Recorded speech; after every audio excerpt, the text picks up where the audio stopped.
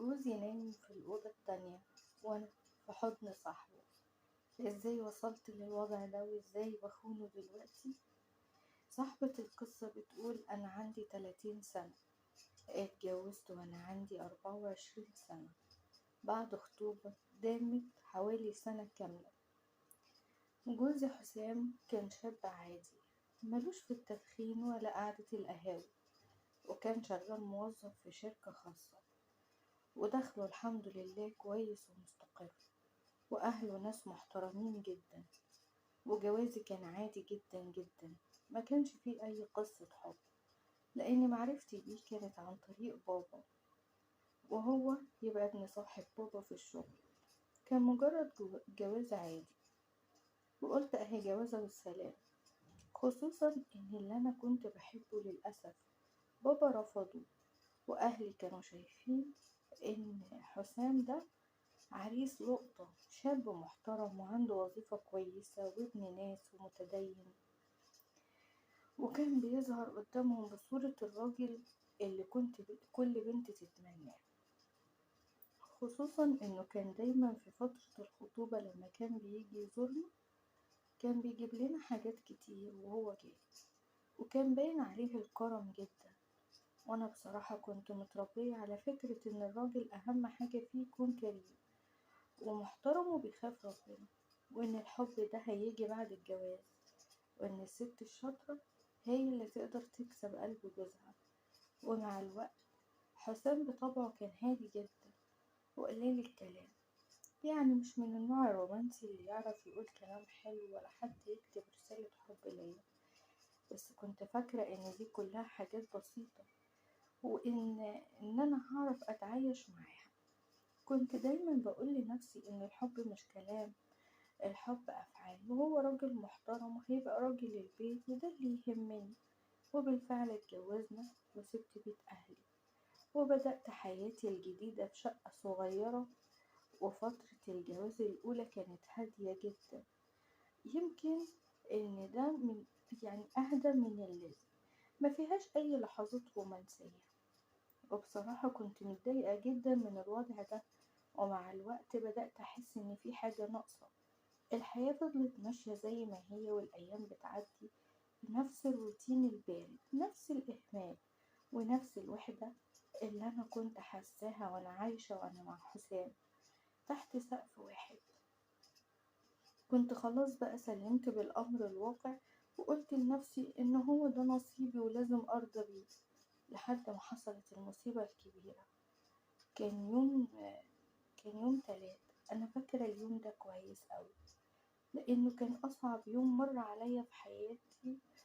وحسام كان راجع من الشغل زي كل يوم، بس المرة دي مرجعش، اتأخر عن عادته، والموبايل بتاعه اتصلت بيه اديني مقفول. حاولت اتصل بيه كتير قوي، لكن للأسف مفيش فايدة، التليفون فضل مقفول زي ما هو. بدأت ان انا اقلق عليه، وانا اصلا مش متعودة اقلق عليه، لكن اللي زود خوفي ان الوقت اتأخر جدا. الدنيا ليلت ولسه مفيش اي خبر عنه. قلت اكيد خرج ولا حاجة، والتليفون فصل مني. بعد حوالي ساعة لقيت تليفوني بيرن، وببص لقيته رقم غريب. فقلت الو، مين معايا؟ قال لي انت حضرتك مرات الاستاذ حسام؟ قلت له اه. حضرتك مين؟ قال لي جوزك عمل حادثة، هو دلوقتي في المستشفى. انا اول ما سمعت كده الدنيا اسودت في وشي، وحسيت ان روحي بتتسحب مني. الحروف كانت بتطلع مني بالعافية، مش قادرة اتكلم. قلت له طب هو كويس ولا ايه اللي حصل؟ طمني. لكن اللي بيكلمني قال لي بس تعالي المستشفى بسرعة، واداني عنوان المستشفى وقفلت معاه، ولبست بسرعة وخدت تاكسي للمستشفى، ودموعي كانت بتنزل لوحدها. كنت خايفة ألاقيه على سرير العمليات أو في غيبوبة. دخلت المستشفى وجريت ناحية الاستقبال، وأنا ببص وبدور هو فين حسام. حسام جوزي راح فين؟ الممرضة شاورتلي على أوضة في آخر الطرقة. جريت عليها وأنا مش قادرة أستوعب أي حاجة، لحد ما فتحت الباب. وهنا كانت الصدمة. حسام كان نايم على السرير ووشه كله كدمات وجسمه كان مليان جروح، بس الصدمة الأكبر كانت رجليه. رجله كانت كلها متجبسة، والدكتور كان واقف جنبه. أول ما بصيت له قال لي: هو انتي مراته؟ قلت له اه. قال لي: طيب استأذنك بس نخرج نتكلم برا. أول ما خرجنا برا قلت له: اتفضل يا دكتور.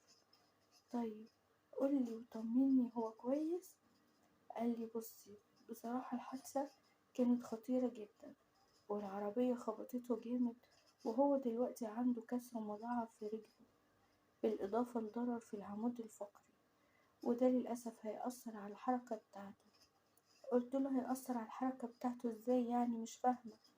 قال لي: جوزك مش هيقدر يمشي زي الأول تاني، وحتى لو اتحسن هيحتاج فترة طويلة جدا في العلاج الطبيعي، وفي احتمال انه ما يقدرش يرجع لطبيعته تاني. اول ما قال لي كده انا حسيت ان رجلي بتترعش والدنيا بقت ضلمة قدامي. حسام خرج من المستشفى بعد اسابيع، لكن رجع نص راجل. جسمه بقى ضعيف جدا، مش قادر يتحرك كويس، وبيعتمد عليا في كل حاجة. بقى شخص مختلف تماما عن كل اللي اعرفه. بقيت انا اللي بعمل كل حاجة، بساعده يدخل الحمام، بلبسه هدومه، يعني بأكله بإيدي، بشيله لما بيقع. بقيت الممرضة بتاعته أكتر من إن أنا بقيت مراته. مع حالته الصحية بقى اللي عمالة تتدهور دي، بقى عصبي جدا جدا، وبقى بيزعقلي طول الوقت. كان بيحس بالإهانة لما باجي أساعده، بس في نفس الوقت ما يقدرش يستغنى عني. أنا اتحولت من زوجة محتاجة حب واهتمام لممرضة بتخدم راجل مش طايق نفسه ومش طايق حياته.